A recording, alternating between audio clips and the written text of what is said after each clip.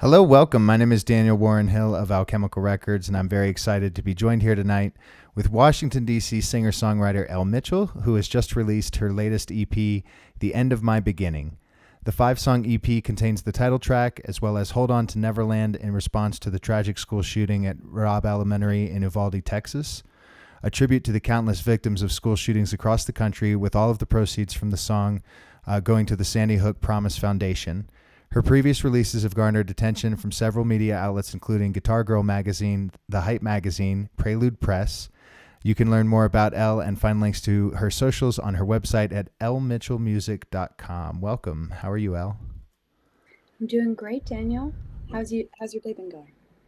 So far, so good. These are always like my favorite things, though. I love music. I love hanging out with artists. I love being at shows. And so this is the thing that invigorates me and gets me back to working again tomorrow morning, you know?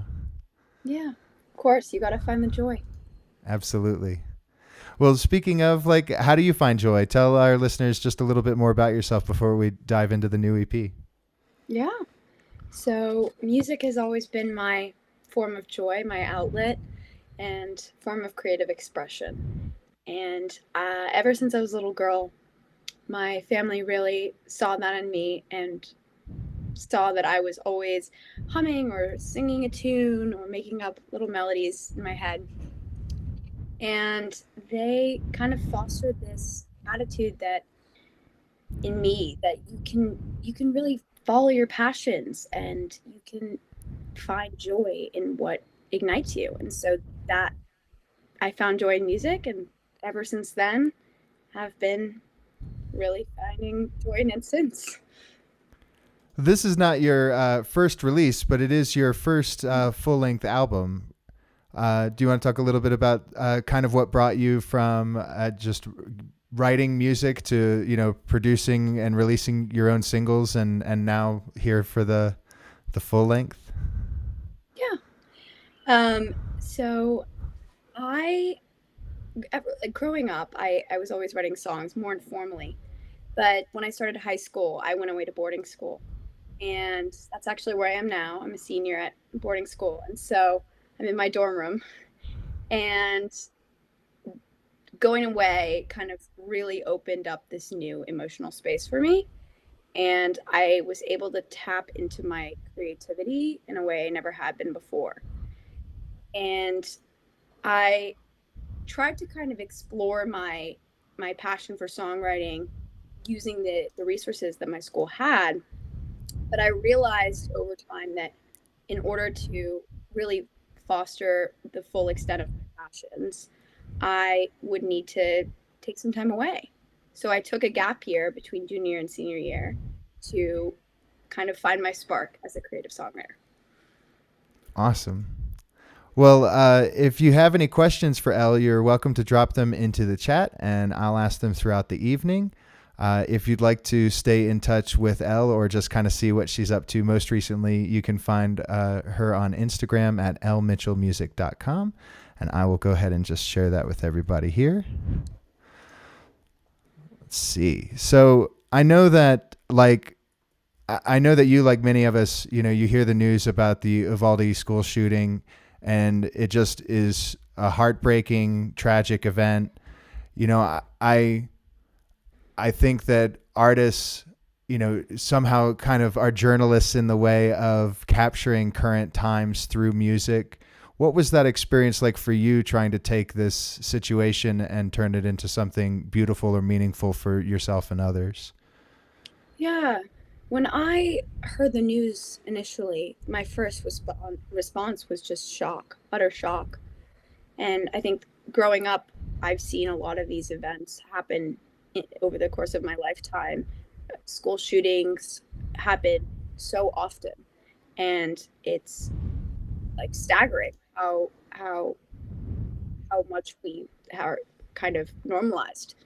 Um, and I wanted to capture this emotion of feeling like these people have lost their innocence and we need to take action in a way that would connect with people in on an emotional level, and really just using music as a medium to communicate that message.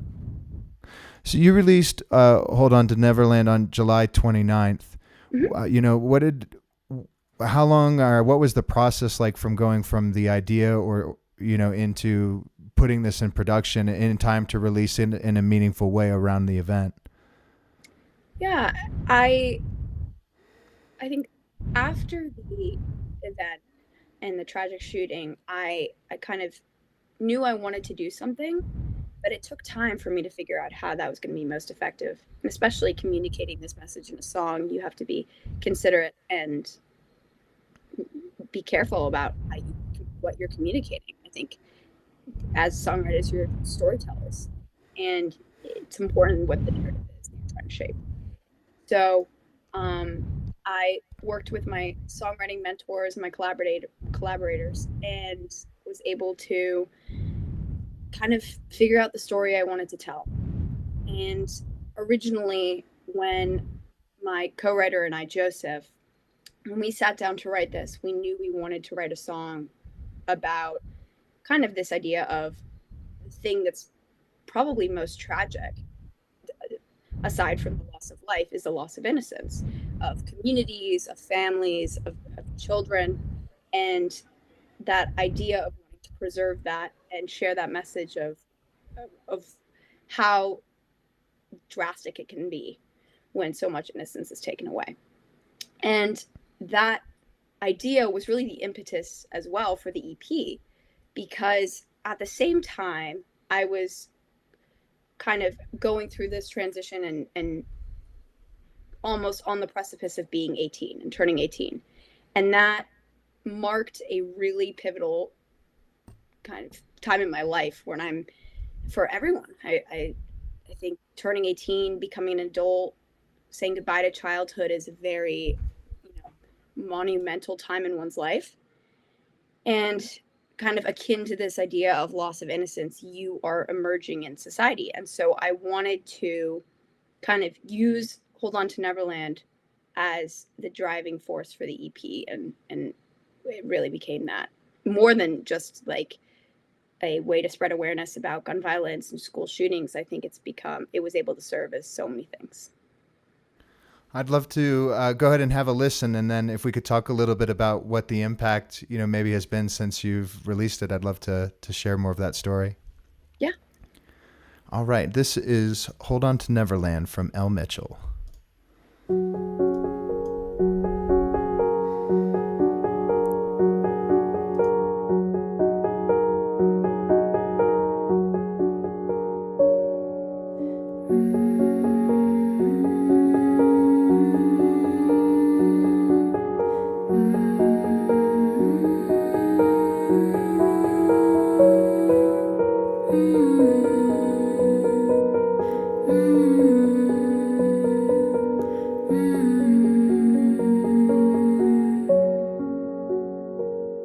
There once was a girl who believed in the world and all of the wonder of change. But she was only 10 years old when everything turned scary and strange. I still remember the day in September, the day when her strong heart turned cold. But if I could go back in time and talk to her, I know what I'd say. What I'd say. Hold on to Neverland. There's time for all your plans. Forget all the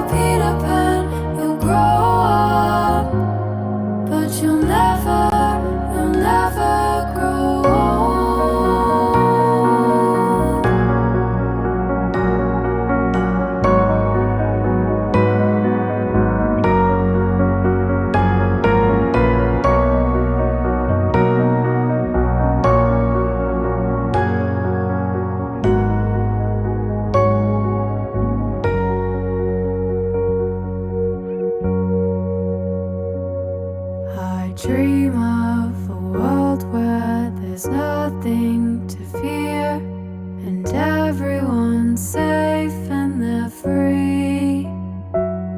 Let's all come together and become what we're meant to be.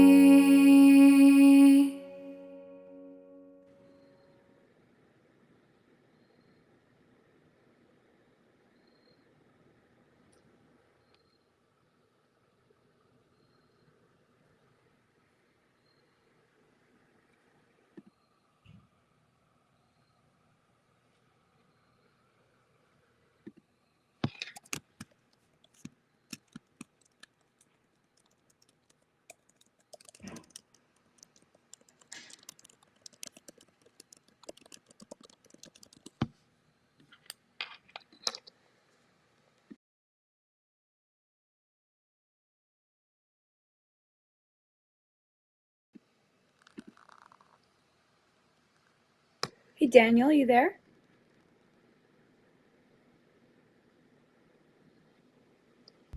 Oh, there I am. I know what I did. All right. Well, let Go. me try that again. Take two. If you're just joining us, we're listening to "Hold On to Neverland" by singer-songwriter Elle Mitchell. I'm here with Elle in the studio to talk about the inspiration behind this and some of her more recent tracks. You can stay in touch with Elle via her website at ellemitchellmusic.com or via Instagram at ellemitchellmusic. You can also stay in touch with us at alchemicalrecords.com or subscribe to our printed zine at alchemicalrecords.com/magazine. Elle, there's a lot to unpack there in terms of lyrical content. It really felt like you and Joseph, if your collaborator, your songwriter, really came up with a lot of perspectives, kind of like trying to envision what it was like to be the individuals at the event. Maybe just like trying to speak to our voice nationally. Addressing future generations and having control over, our responsibility. There was a lot really going on there at a very short period of time. Yeah, I think that the song, in a way, tries to encompass these various perspectives, and I think that's the best way to tackle a such a prevalent issue such as this, that impacts so many people. And so we wanted to tie the idea of gun violence awareness and the loss of innocence that rises from that to a larger metaphor. And as we were sitting down to write the song, Joseph and I were thinking, because we were going to Disney. Disney was our first inspiration. And looking to Disney for inspiration, I said to him, I said, you know what movie used to be my favorite movie as a kid is Peter Pan. And Peter Pan has this image, this symbol of Neverland where the kids never grow up. And so from there, we're like, hold on to Neverland. That is such a perfect image to capture this feeling of holding on to the innocence, the magic of childhood, and wanting to preserve that. And that is the message we wanted to take and impart in this song, especially given kind of the weight of the issue that it stands by. So, yeah.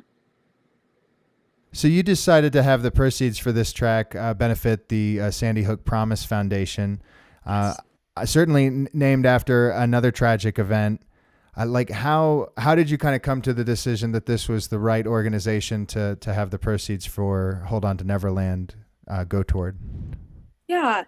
So I did a lot of research to figure out what is the best organization that really kind of aligns with the mission that I'm trying to convey, or the message I'm trying to convey. And Sandy Hook Promise was founded by family members of children who were lost in the Sandy Hook shooting several years ago, and they have a multifaceted approach to try and end gun violence. That's their mission. They want to end gun violence, and they have kind of a educational aspect to it.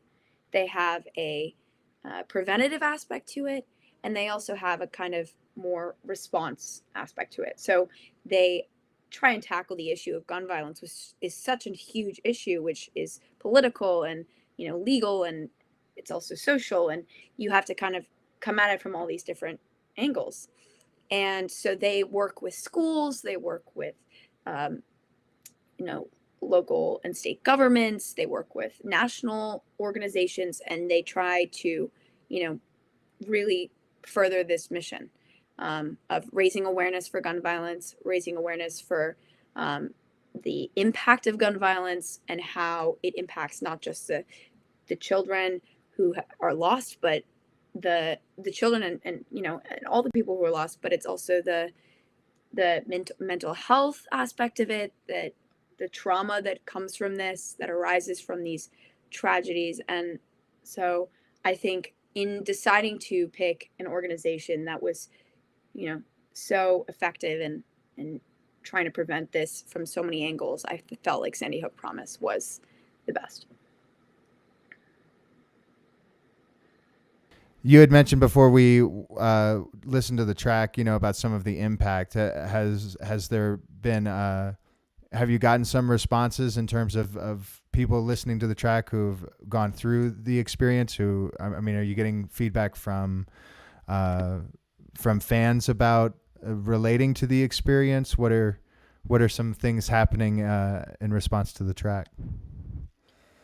I've had a few people who've really connected on a personal level, but by and large, I think people really connect to songs like these that have a message that goes beyond just a personal and intrapersonal level.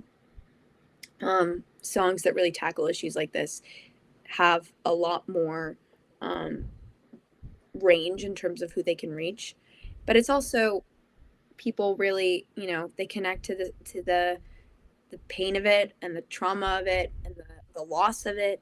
And I think I wanted to reach as many people as possible. And I think that was the intention of grounding it in a metaphor that was disconnected from all the structural components of and the political components. So kind of tying this message to the Neverland metaphor really grounded it in something that was emotional and relatable. And I think that's what people connected with.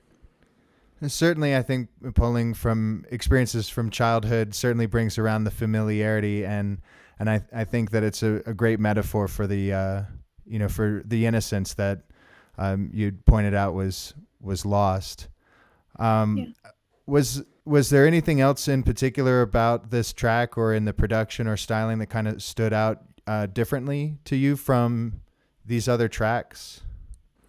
Yeah, I think that this song, especially in terms of production, we wanted to make it have a more haunting feel. So in the beginning, you have the humming, which is a notable aspect of it, but also kind of that is in front of very simplistic production, very simple piano.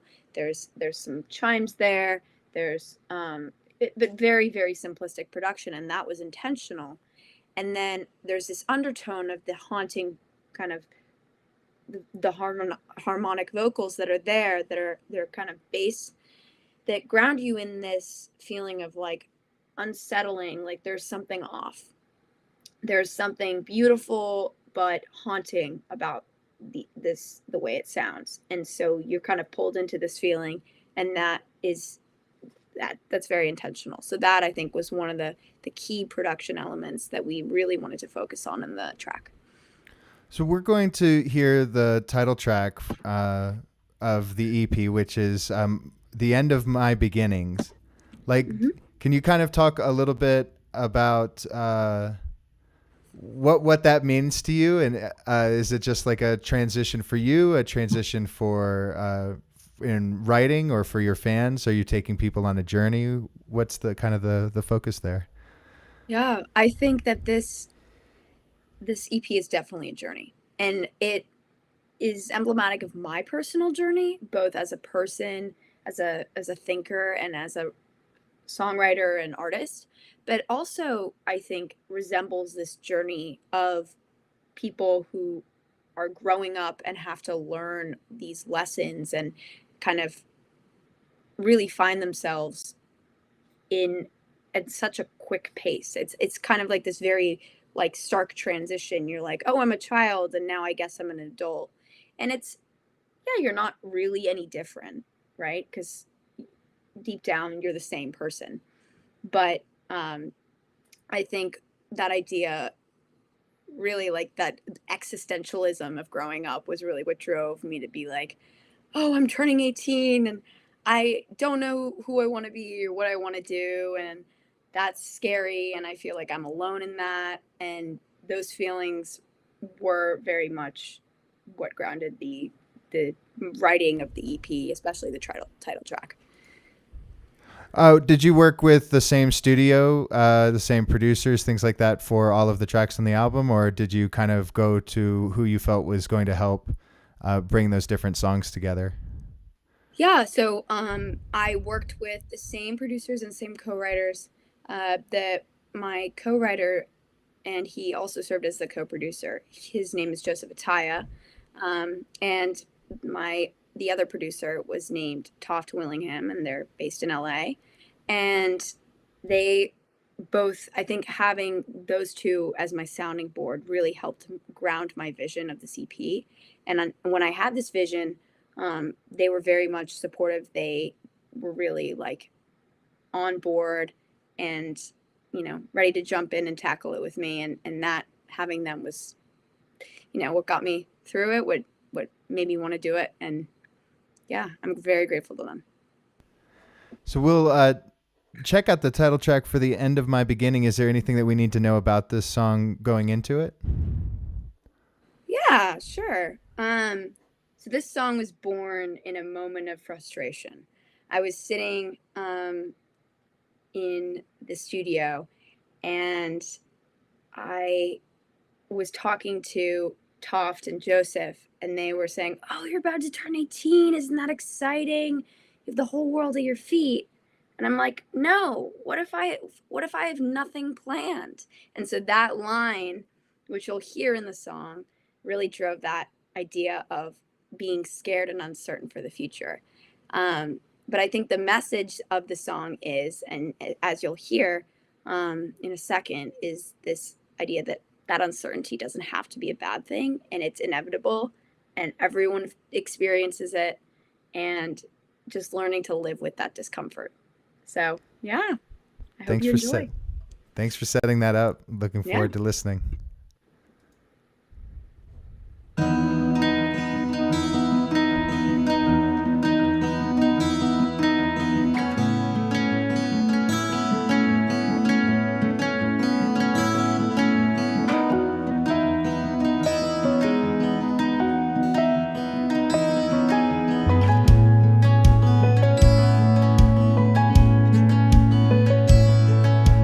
Everyone is telling me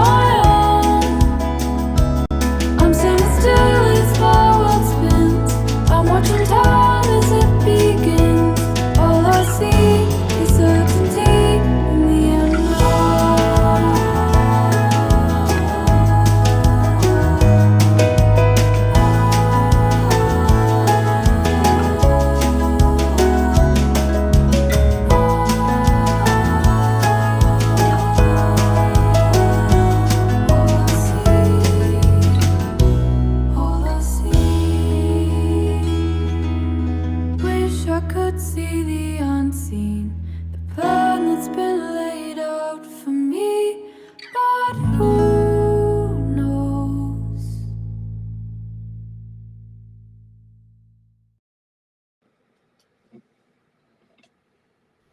All right, welcome back. If you're just joining us, we just listened to The End of My Beginning by singer-songwriter Elle Mitchell. I'm here with Elle in the studio to talk about the inspiration behind the song as well as other songs from her latest EP, The End of My Beginning, including Hold On to Neverland, which we listened to earlier in response to the shooting earlier this year at Robb Elementary in Uvalde, Texas. Now, Elle, there's a lot of weight, of course, to a song like Hold On to Neverland, but I still get the sense that there's a lot of that transition of the, like you mentioned earlier, in that kind of that search for innocence and maintaining innocence. I definitely still hear that reflected in this track as well. Can you maybe talk a little bit about what it was like to maybe maintain that message in the different environments of the different songs? Yeah, I think as I mentioned earlier, I think this EP really is a journey of self-discovery and of kind of introspection. And it's, I think the end of my beginning is that silver thread that ties everything together. From the sadness of and the weight of Hold On to Neverland to the lightness of Reverie and the excitement of the great unknown. I think that this song really is the bridge between all those things. And I think maintaining that sense of innocence, like you were saying, I think that was really driven by this idea to kind of maintain a sense of hope and wonder, and that like luster is really, again, that silver thread that you hear in The End of My Beginning, that you also hear in Hold On to Neverland. And in part that's, I mean, production wise, in part that's due to we chose to make a musical decision that was to double the vocals, and that really grounded the tracks all in this sense of continuity. They all have the same vocal style, they're all sung in the same way, and they have this sense of just like, wonder, luster, and kind of spaciness. And that, I think, contributes to that feeling of innocence, that there's so much left to explore and this sense of curiosity. And I think that style of writing was very much kicked off by the process of writing Hold On to Neverland. And then as we wrote the successive tracks, as we wrote the other songs in the EP, we wanted to maintain that. It seems like maybe whereas the End of My Beginning is kind of like I wish I could see into the future, the great unknown is a little bit about the joy of the mystery. Yeah, it's so interesting too, because every one of those songs looks at like different facets of reality and of looking at past, present, and future. And Hold On to Neverland is holding on to the past. The great unknown is looking to the future. And in the same way, the End of My Beginning is kind of wanting to be kind of in both worlds at the same time. There's an excitement to being, an adult, and but also wanting to be a kid, and have the innocence and have the just magic of it. And so, yeah, there's kind of bridging time. There's this idea of like trans-temporal existence that's like imparted in this EP. There's no singular time. It's not grounded in a specific memory or story or relationship. No, this EP is grounded in the idea that time is fluid. It certainly is one of the long-term struggles of adulting, like figuring out when you're too old for things and too young for things. Yeah. Yes. So you are or identify as a Washington, D.C. area artist. So, of course, we love talking to Washington, D.C. area artists as part of our publication. Can you talk a little bit about what it means to you to be someone from Washington D.C. and how the local like music scene kind of affects your creative modes or creativity in general? Yeah, I think DC is really is the center or the focal point of America. In some ways, just like in terms of history, in terms of maybe not like, you know, commerce or culture, but it's still so important. And I think there's a sense of like sophistication that comes with that. And so I think the music scene in DC is great. And I think that that's really what it's grounded in. Um, but, I think there's definitely room to explore and room to expand and grow the music scene in DC as well. I think that there's definitely some possibilities for that. Are there any particular things that stand out, like resources or infrastructure that you like kind of wish were more present inside of the region? Yeah, I think studios, especially within the DC like metropolitan area, but then also just like kind of spaces for artists to convene and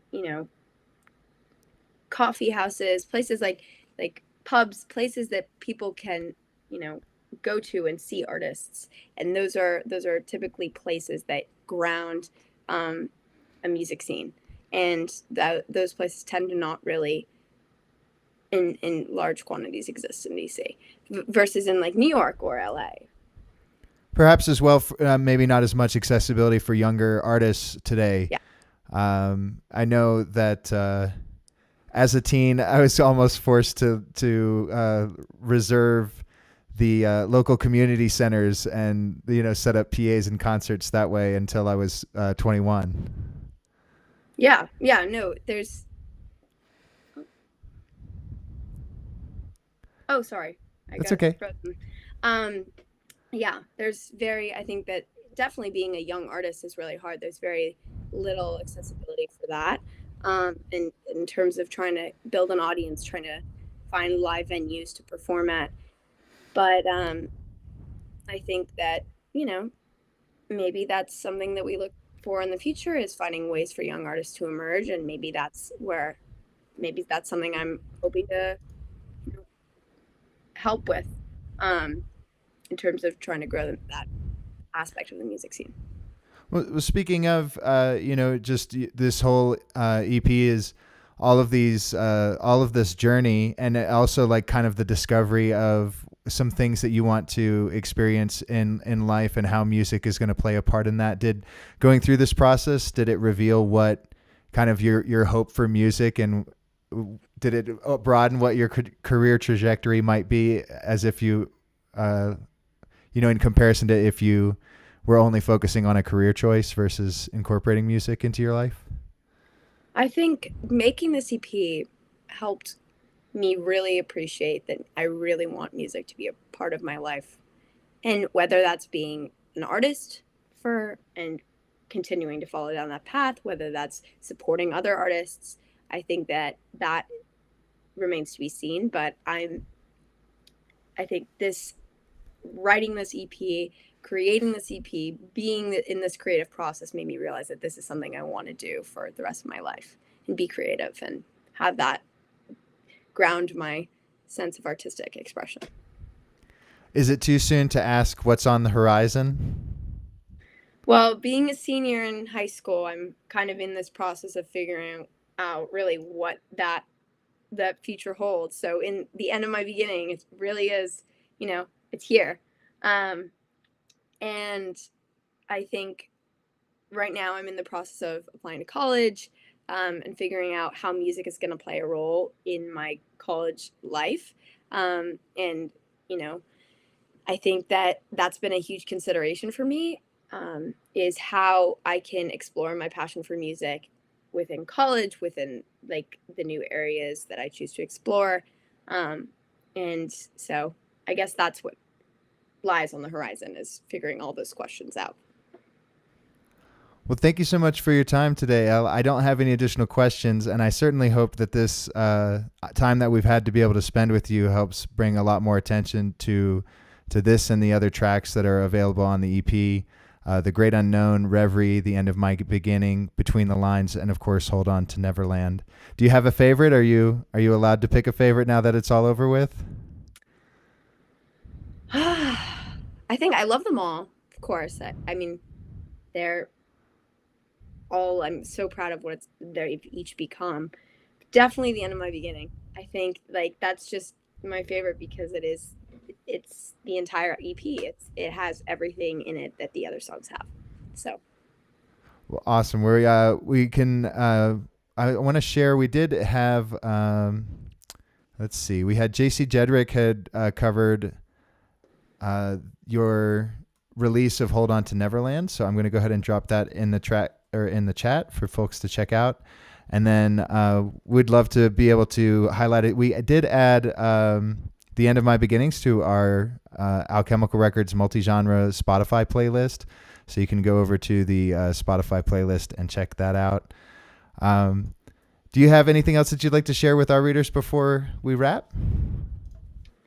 no, I'm very grateful for this opportunity. Thank you so much for hosting me tonight. And I hope that you all found some joy tonight. Starting off our interview, we talked about joy. And I hope that you all can find some joy in music anywhere. It doesn't have to be my music, it can be any type of music, because music is what brings a lot of people joy. So I imagine you'd even encourage people to make their own. yeah, really, like find your own ways of exploring the music world and write your own music. Allow that journey to take you, because it is, it's an incredible journey. That creative process is amazing. And yeah, so take a listen to The End of My Beginning when you have a moment. The full EP is out, and I'm so excited to finally have it out in the world and finally have everyone able to listen to it. Thank you. It's certainly worth listening to all the way through. I hope we've encouraged a few more listeners to go check it out. Thank you so much. And we will see you next time. I put some ways in the chat to stay in touch with Elle on her website at ellemitchellmusic.com or on Instagram at ellemitchellmusic. And then, of course, alchemicalrecords.com or via the upcoming physical in-print subscription to Alchemical Records magazine later next month at alchemicalrecordsmagazine.com. I will see you next time. Thank you for joining us, Elle. Thank you. Bye, Daniel.